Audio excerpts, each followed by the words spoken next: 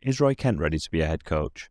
What did they change about the will in the boot room joke? What did Keeley text to Jack? We'll be covering these questions and more in this video. Welcome to Square Eyes, a channel where we recap, review and take a sideways look at your favourite TV shows. In this video we'll be looking at episode 10 of season 3 of Ted Lasso, called Locker Room Aux Folles. Let's jump straight in. The episode opens up with Richmond on the training pitch playing total football. Roy Kent says that he thought that it was nuts to switch the style of play, but now he's really enjoying it, and so is everyone else. While things seem to be going smoothly on the pitch, one issue that nobody else knows about is the friction between Isaac and Colin. After Isaac discovered Colin was gay in the last episode, he seemed to react badly, and now he's not talking to him, and even blanks him as they walk off the training pitch. Colin suggests to Isaac that they get a beer later on to have a chat, obviously hoping that it'll be a chance to talk with Isaac about what he saw on his phone. Isaac frostily declines the offer though. After the credits, Keeley's in Rebecca's office, talking to her about how her and Jack are still not talking. Keeley is being sending a text after text without reply. Ted then drops by to give Rebecca her biscuits and ask if he can skip the press conference so he can virtually attend his son's parents' evening. She agrees, and Keeley suggests that Roy can take it instead of him. Roy is not keen on the suggestion that he takes the press conference, but reluctantly agrees when he sees that he doesn't really have a choice. It's really horrible watching how stiff and polite Keeley and Roy are around each other at the moment. It's obvious that they have a lot of unfinished business between the two of them, but it seems that we're going to be made to wait before we see them address it.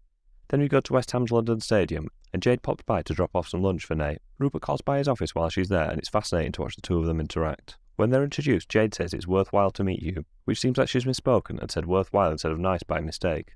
But it's a deliberate choice, because it's not nice, but there's value in getting to know him, even if she doesn't like him. Rupert tries to charm Jade, but she gives him the kind of stonewall blank expression that she gave to Nate back in the last season when he tried to impress her with his cocky swagger. She seems to have a great radar for fake people, and see straight through them, so she seems to hate Rupert immediately. In the press room at Richmond, things are going badly.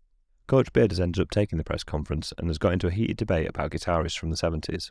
Rebecca intervenes and Beard is taken out of the room, but the press are now focused on classic rock guitarists and she struggles, so much so that Higgins mocks her on her way out for not being able to remember Eric Clapton's name. Rebecca angrily summons Roy to her office to tear a strip off him for sending Beard to do the press conference instead of doing it himself. Then Colin goes to talk to Trent Krim about Isaac knowing that he's gay. Trent recommends he gives him time to digest the news, as some people need a while to come round to the idea, even though they shouldn't. Roy goes to Rebecca's office and she starts telling him off for not doing the press conference, but it almost immediately changes into her berating him for letting Keeley slip through his fingers. She tells him that he walks away from things when they stop being fun and easy. She points out that he doesn't think he deserves anything good, and that he needs to get out of his own way. She also tells him that his woe is me act is ponderous. While it's not really relevant to why he swerved the press conference, it is the advice that Roy Kent has needed to hear for most of this season, and hopefully might shake him out of the funk that he seems to have been stuck in. The next day is match day, and at the London Stadium, Rupert suggests to Nate that they go out for a drink after the game. When Nate says that he could invite his girlfriend, Rupert tells him that he wants it to be a guy's night. As Nate is walking away, it's pretty clear that he understands what Rupert means by this, and he looks worried. Over at Richmond, Keeley gets a text before the game from Jack to say that she's in Argentina, so it seems like we may have seen the last of Jack. Whether her money remains invested in Keeley's PR company is probably the only thing to resolve with that storyline. I suspect it will not. In the changing room, Isaac is still not talking to Colin. We're meant to think that it's because he's a homophobe and is disgusted to have a gay teammate. Then during the game, Colin makes a mistake and Isaac is absolutely furious with him. It looks like he's really struggling to contain his emotions. As the players are going in for half-time, a fan abuses the players as they go into the tunnel. It's the usual kind of criticism that you hear from the terraces, until he crosses the line and uses a slur about gay people which begins with F. The show covers it up with some clever sound editing, and I'm not going to use it here. Isaac loses it when he hears this abuse, jumps over the advertising hoardings and enters the crowd to confront the fan. He grabs hold of him before the stewards can stop him, and an unpleasant scene plays out. Once order is restored and Isaac makes it back to the pitch, he receives a red card and Richmond have to play the second half with just 10 men. In the changing room, Sam explains to everyone what the fan said to make Isaac explode like that, and they suddenly understand. Higgins then informs them that the fan was removed from the stadium. When Isaac is told to ignore ignorant fans, he has another outburst, saying that they shouldn't have to ignore it and asking what if one of them was gay. Then he storms out into the boot room to calm down. The players assume this has all happened because Isaac is gay. Then it opens up a discussion about how, statistically speaking, it's likely that more than one of them is gay in the changing room. This makes them all look at Jamie, who smiles and tells them that he's flattered at their assumption. During this relaxed and well-meaning chat, it's clear that Colin is in turmoil. He has to decide whether to allow the rest of the team to falsely assume that Isaac is gay, or if he should come out of the closet himself. He chooses the latter option.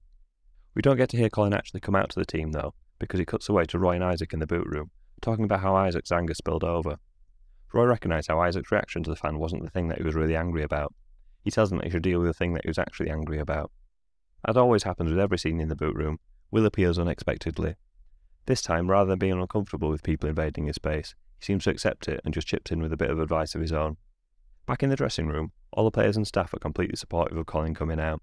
Initially they say they don't care, but then Ted corrects that via a long-winded anecdote about American football to say that they actually do care a great deal and they support him fully. Then they huddle up and we get a moment that we saw in the trailer for this season, where Sam, now the captain in Isaac's absence, tells the team that he loves them all so very much, and they all say it back to him together. Nate is in his office and we see that he's reading the news about Isaac's confrontation with the fan as Jade texts him to congratulate on his team winning. This isn't the first time that we've seen Nate fail to enjoy his own success because he's so absorbed in what's happening at AFC Richmond. He can't seem to let his old team go. Over in Richmond, Colin has turned their game around, providing 2 assists to help the team come back to a 2-1 victory after being behind at half-time. However, after the game, the big story is how Isaac got sent off for attacking a fan. Then we see Nate go to Bones and Honey for his boys' night with Rupert. Though it's clearly not a boys-only night, as Rupert has Kelsey and Libby with him at the bar. The sleazy way that Rupert confirms to Nate that it will definitely still be a guys' night suggests that these 2 ladies may be sex workers of some sort or other, though this fact isn't made explicit. Rupert and the 2 women head off to a private room at Bones and Honey, which suggests the night is about to go in a certain kind of direction. Nate can sense it too, and he's obviously grappling with his natural instinct to pander to Rupert and his loyalty to Jade. Thankfully, Nate decides he doesn't want to join in whatever's going to happen in the private room with Kelsey and Libby. He tells Rupert that he has to leave, which doesn't even get a response, just a scornful look. I get the feeling that there's going to be consequences for Nate for this decision, but it was the right call for him anyway. Over at Richmond, Roy Kent goes out to do the post-match press conference. He does a tremendous job of fielding the questions. He tells an anecdote from his early playing days, which helps to explain how footballers are real people too, involving an ex-colleague who lost a baby. It's a well-judged story that illustrates that Isaac was in the wrong, but most likely had his reasons for losing the plot. Then Isaac goes to visit Colin, and we find out the reason he was cold and distant with him after finding out he was gay was because he felt like he'd been lied to for all those years they'd been friends. Colin explains that he was 99% sure that Isaac would support him, but he was too scared about the other 1%. Then they go inside and play FIFA, and as they're playing, Colin takes a Q&A session from Isaac about being gay, which seems to clear the air between them, and they're back to being friends again. I really enjoyed this episode. After not loving the last one, this felt like a return to form, with the story being much more focused on the team, a game being woven into the story, things progressing nicely with the season's main plot lines, and Colin getting the backing of his teammates when he came out. It was the sort of feel-good TV that I'll watch Ted Lasso for, and I enjoyed every single scene in the episode. For a programme called Ted Lasso, there wasn't very much Ted Lasso in this episode, but I didn't think that was such a bad thing.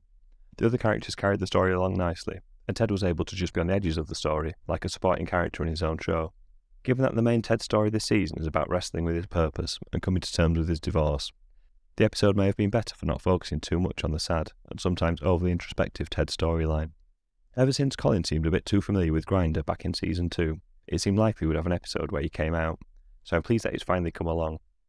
It was nice that the actually coming out to the team part of the process was fairly undramatic, with everyone being supportive and nobody expressing anything but love to him. I thought Ted's unease about the idea of it not mattering was interesting. With any kind of difference, sometimes it's nice just to be treated the same as everyone else and not to stand out, but other times you want your difference to be respected and celebrated. I think the point Ted was making was that it shouldn't be ignored and that he shouldn't pretend that nothing had happened and just go back to normal. The team's response was exactly how I'd hoped this kind of thing would happen in the real world. Whether it would play out like that is another matter though, as there are still a lot of very old-fashioned views that exist within football. Isaac's story was a bit trickier to read in this episode. We were meant to think that he wasn't talking to Colin because he was a homophobe and was disgusted to find out that Colin was gay. It wasn't exactly a huge twist to find out that his anger was actually because he felt hurt that Colin had kept a big secret from him for years. I talked about this being likely in my last video, and almost every person in the comments said the same thing. It just wasn't believable that Isaac would turn out to be a homophobe. Trent Crimm's point that some people need a while to adjust did suggest that Isaac wasn't just annoyed about the secret, he was also processing. The questions that Isaac asked Colin at the end of the episode suggest he's not really had any gay friends before, and it's perhaps a bit confusing for him.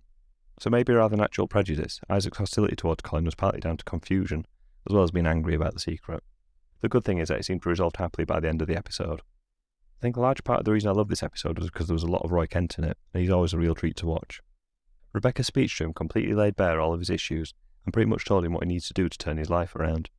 He broke off his relationship with Keeley because he didn't feel like he was good enough for her, and has just moped around since. This was Rebecca giving him a kick up the backside and telling him to go and get her back. As Rebecca was Keeley's friend more than Roy's, this feels like she's trying to do both of them a favour because she's sick of seeing them both fail to get their acts together.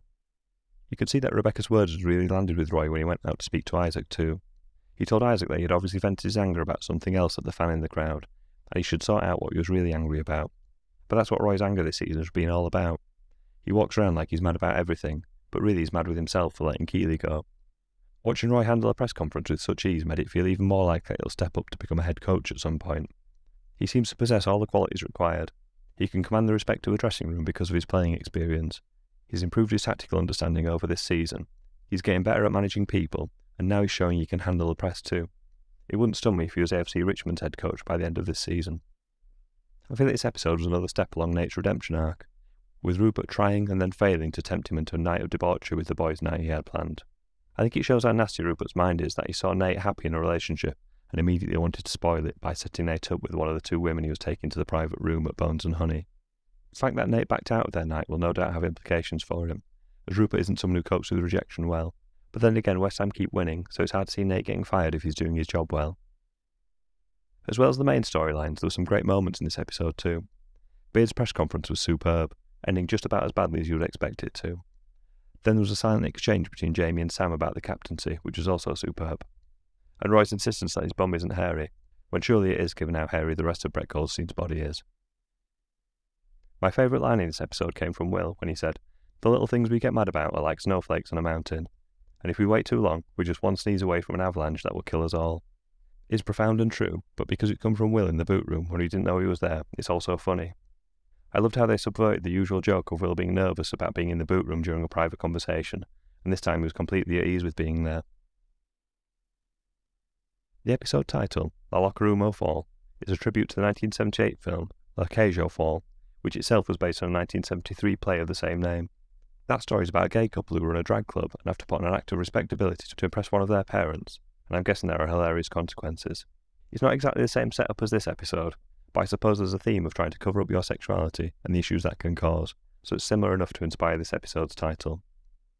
The Reddit user Dharma Killer transcribed Keeley's thumb diarrhea to Jack. "Just had the best salad from this new green place, we should go sometime. Greek, not green, lol. 5 works for me. Sorry, that was someone else, but does 5 work for you? ? Okay, it's nuts we haven't talked since you left. I don't want you to feel like I'm crowding you or anything. I just want to know where you're at.